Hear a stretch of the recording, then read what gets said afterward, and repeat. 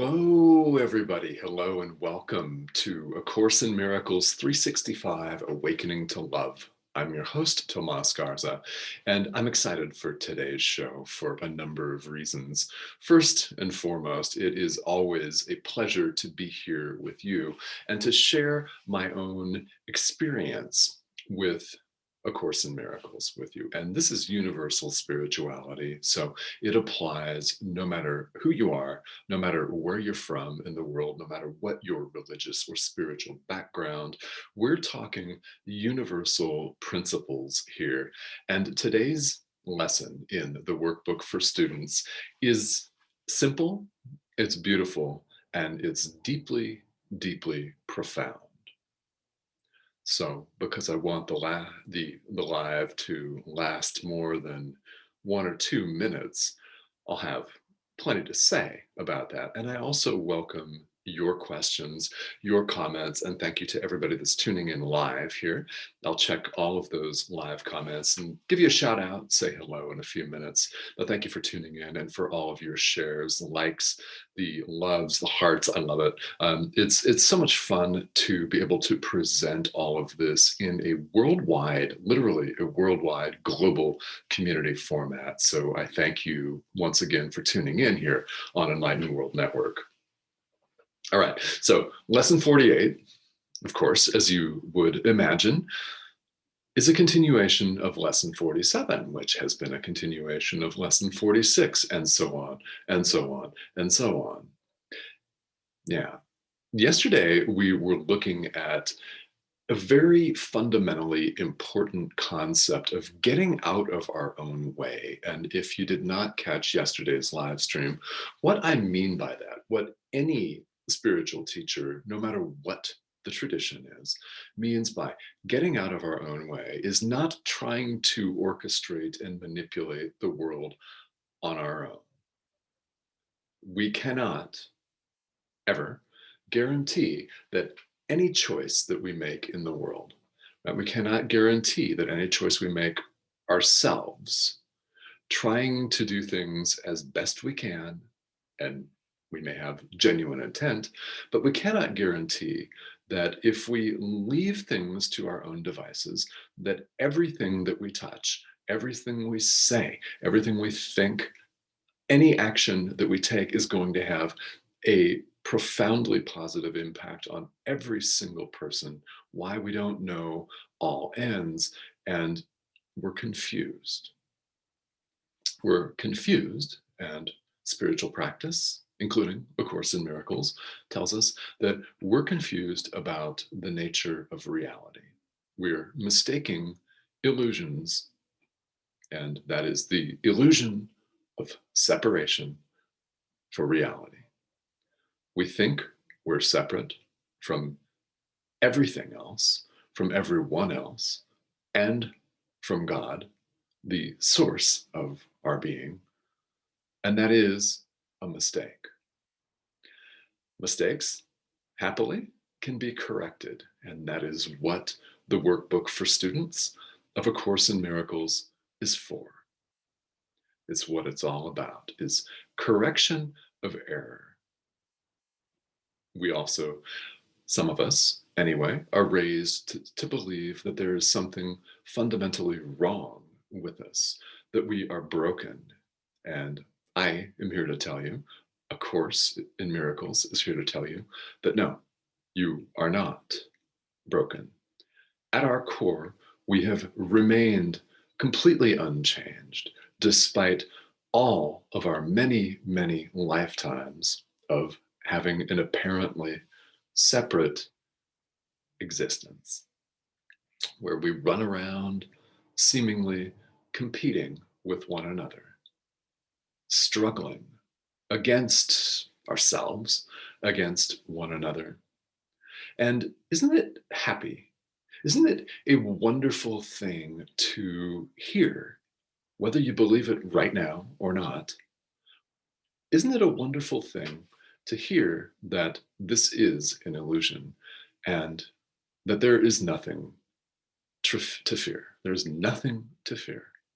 This is lesson 48, and it's very simple. There's nothing to fear. period. Period. It's a fact that there's nothing to fear. It's truth. However, for someone that believes very strongly in illusions, it is not easy to believe.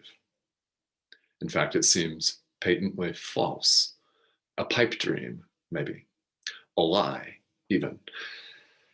If a mind, call it a person, if someone believes in illusions in the sense of separation, then it's going to seem like a challenge that there's nothing to fear. Because for one that believes in illusions, there's everything to fear. Identify as being a separate self, a separate body. What happens? The body decomposes. We age, right? The body loses its functionality over time. How many of us are as vigorous now as we were when we were 19 years old? And if you're more vigorous, then that's excellent.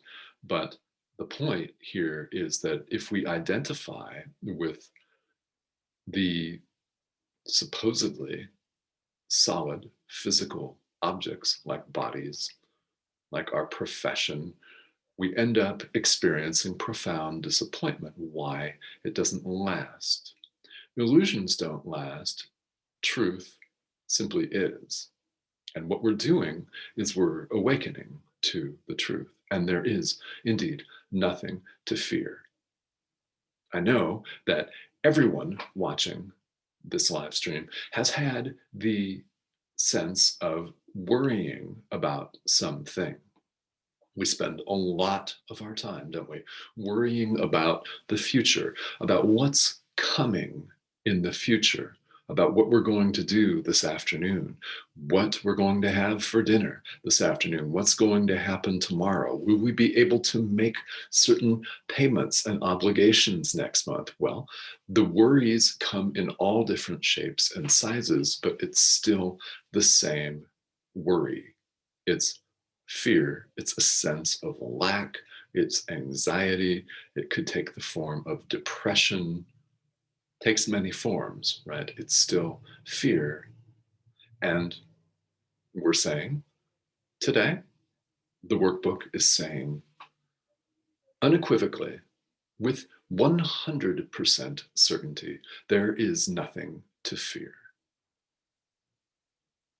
There is nothing to fear. And I hope that this may make you feel really good and that it might comfort you and make you feel glad, because it does. It makes me feel happy. There's nothing to fear.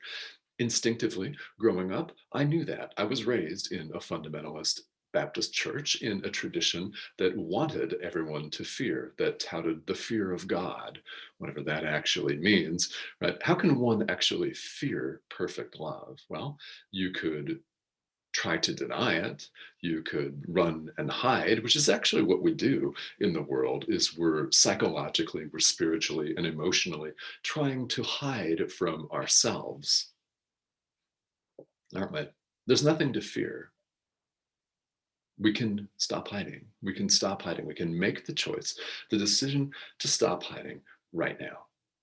Now, today's very, very straightforward lesson requires just a very straightforward practice.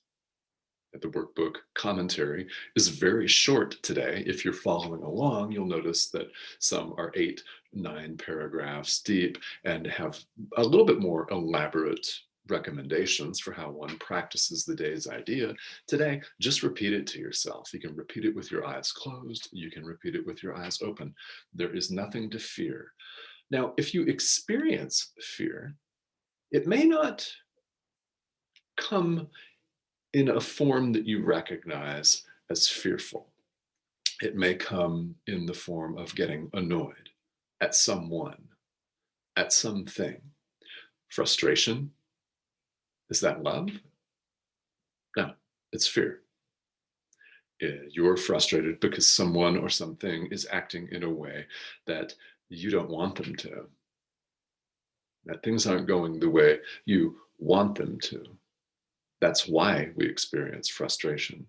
If someone makes us angry. We experience anger as a form of fear. Why? Anger is not love.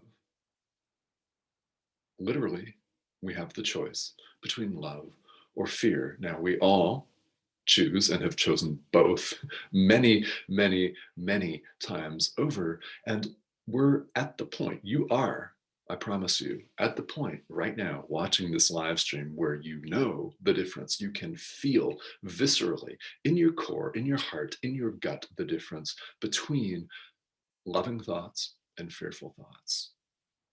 How do they make you feel? And how do they make the world appear to you? Presence of fear is a sign, and the workbook tells us that you're trusting your own judgment, not the judgment of the Holy Spirit, not the judgment of your guides, if you prefer, not the judgment of your higher self. We're not trusting God if we're trusting our own little selves who don't know what's going on. We cannot see all ends, and we cannot, no matter how much we may try, we cannot guarantee that every single thing that we say and do is going to be in the absolute best interest and the highest good of every single living thing, guaranteed. Can we make that guarantee when we send a tweet? No. Can we make that guarantee when we open up our mouths? Well, usually no. We can, however, if we turn things over to God. When we turn things over to the universe, if you prefer, to your guides, to the Holy Spirit, which is the term that A Course in Miracles uses.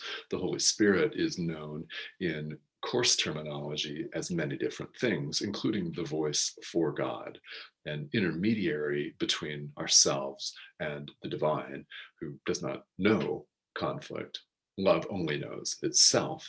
We here in the world are capable of loving thoughts, happily, and fearful thoughts as well. And each and every one of us, if we're perfectly 100% honest with ourselves, fluctuates between the two all the time.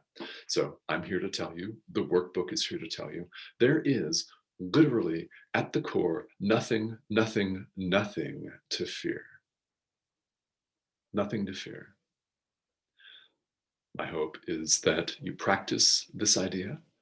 Whether you're working with A Course in Miracles or not, anyone can tell themselves there is nothing to fear. And I hope that you may do that as often as you remember to do that today, wherever you are and whatever you're doing. So I know that some of you are tuning in here with me live on the stream, and I do want to say hello to you. So thank you all for joining me. Who have we got here today? We've got a couple people. Robert, hello, and Isabel and Elaine, how are you? Thank you all for tuning in here. Yeah. And, you know, I'm really, really happy that all of you are watching this, whether you're watching it live or whether you're catching the replay here, because what you're doing in tuning into this is making, and I'll just use the word, an investment in yourself. Let's just use that word.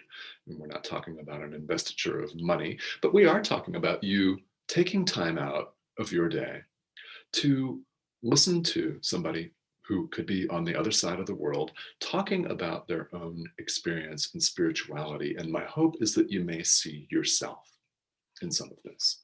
This is why I'm doing this. So this is why any of us stands up in front of a camera or a microphone, turns it on, and begins to speak about their experience. This is why we do it, so that we may reach all of you and everyone that gets reached via social media, which is beautiful because we can share posts. We can pass things along. We can retweet.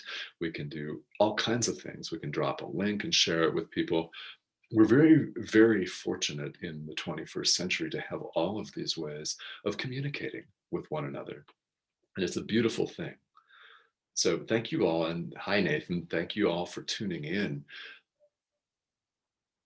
This is why I do it, so that you may see yourself as you see me here talking about my experience and saying that there is nothing to fear. Perhaps you may feel that in your core right now, today, or maybe you'll feel it in 15 minutes. Whenever you do, doesn't matter. My hope is that you take these messages to heart and practice them. This is one of the things that I love, absolutely love about A Course in Miracles is that it gives us something practical.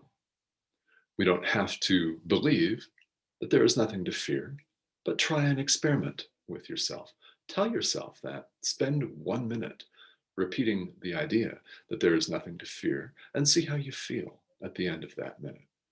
If you feel better, if you feel less fearful, if you feel lighter, then do it again when you remember to do it. The simplicity of this is astounding, and it cuts through all of the complications, all of the barriers, all of the artificial walls that we as human beings try so desperately to impose. So let me leave you again with just the repetition of today's idea.